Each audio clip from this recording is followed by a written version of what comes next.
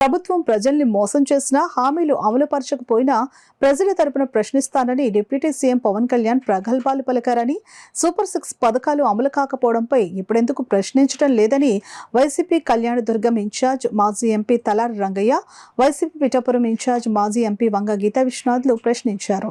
పిఠాపురం మహారాజా కోట ఆవరణలో ఉన్న వైఎస్ఆర్ కాంగ్రెస్ పార్టీ కార్యాలయంలో ఏర్పాటు చేసిన మీడియా సమావేశంలో వారు మాట్లాడారు.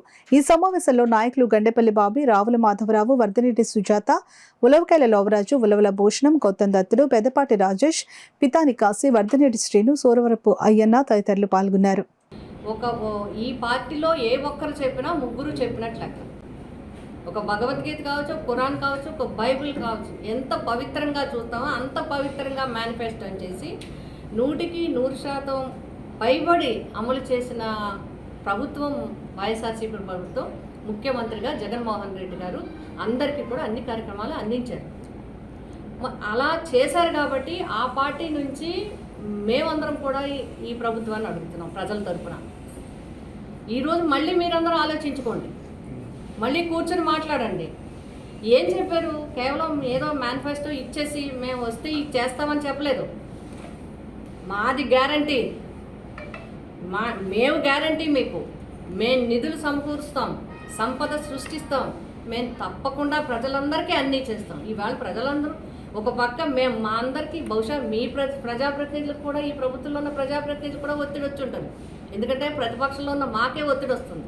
మహిళలకి కార్యక్రమాలు ఇవ్వక, అమ్మఒడి ఇవ్వక, స్కూళ్ళు రీఎంబర్స్మెంట్లు ఇవ్వక, ఫీజు రీఎంబర్స్మెంట్లు ఇవ్వక, వచ్చిన మెడికల్ కాలేజ్ సీట్లు వెనక్కి పంపించేసి ఏం చేద్దామని ఈ రాష్ట్రాన్ని, ఎలా ముందుకు తీసుకెళ్దామని ఈ రాష్ట్రాన్ని, పేద ప్రజలకి అండగా ఉండకుండా పేద ప్రజలకు ఇచ్చిన మాటని దూది పింజలా పక్కకు తీసి పడేసే ఉంటే మేము ప్రతిపక్షంగా ప్రజలు వెన్నంటి ఉంటాం. ప్రజల యొక్క ఇబ్బందికి మేము అందరం కూడా తోడుగా ఉంటాం. ప్రభుత్వం ప్రజలకి అన్ని ఇచ్చిన వాగ్దానాలు చేసే వరకు వారి వెంట నిలబడి ఉండటానికి జగన్మోహన్ రెడ్డి గారు సిద్ధంగా ఉన్నారు.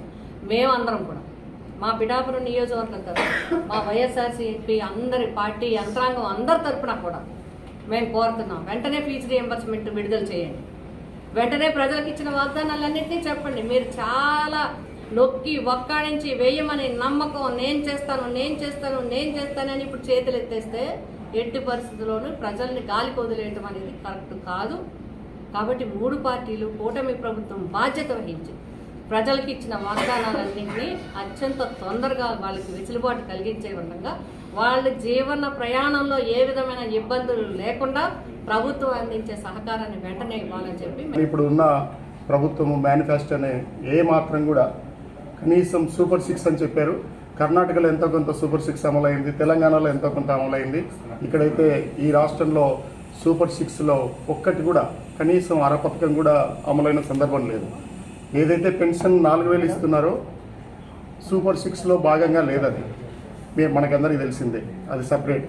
సూపర్ 6లో ఉన్నది ఉచిత బస్సు ప్రయాణాలు మహిళలకి, తల్లికి వందనము, అలాగే గ్యాస్, రైతులకు సంబంధించినది అన్నదాత సుఖీభావ, ఇలాంటి పథకాలే ఉన్నాయి. కానీ 6 ఇవాళకి ఒక్కటి కూడా చేసి చెప్పిన సందర్భం లేదు. ఎన్నికల ముందే దాదాపు సంవత్సరం ముందుగా ఇప్పుడున్న రాష్ట్ర మంత్రివర్యులు లోకేష్ గారు ఏం చెప్పారు? అన్ని పథకాలకు కూడా ఆర్థిక పరిస్థితిని, రాష్ట్రంలో ఉన్న ఆర్థిక పరిస్థితిని అంచనా వేసే మేము సూపర్ 6 ప్రకటించాము. ఎక్కడైనా మేము అమలు చేయలేకపోతే మీరు మా కాలర్ పట్టుకొని అడగవచ్చు అని చెప్తున్నాను. నేనైతే ఈ పిఠాపురం గడ్డ మీద నుంచి పవన్ కళ్యాణ్ గారికి విజ్ఞప్తి చేస్తున్నాను, గుర్తు చేస్తున్నాను. మీరు చాలా గొప్ప వ్యక్తులు, గొప్పగా చెప్పారు.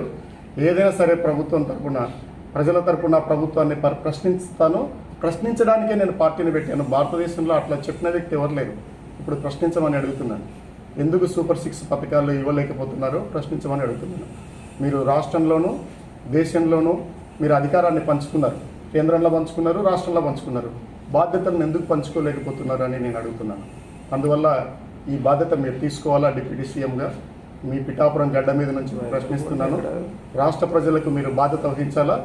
కూటమి ప్రభుత్వంలో మీరైతే ఏదైతే చెప్పి ఉన్నారో సూపర్ 6 పథకాలు, మీరు జగనన్న ప్రకటించినట్లుగా ఒక క్యాలెండర్ని ప్రకటించి ఈ నెలలో ఇది ఇస్తాము, ఈ నెలలో ఇది ఇస్తాము, లేదా మీరు చెప్పినట్టుగా చేతులు ఎత్తేసినారా, ఆ విషయాన్ని కూడా స్పష్టపరచాల్సిందిగా నేను కోరుతూ ఉన్నాను.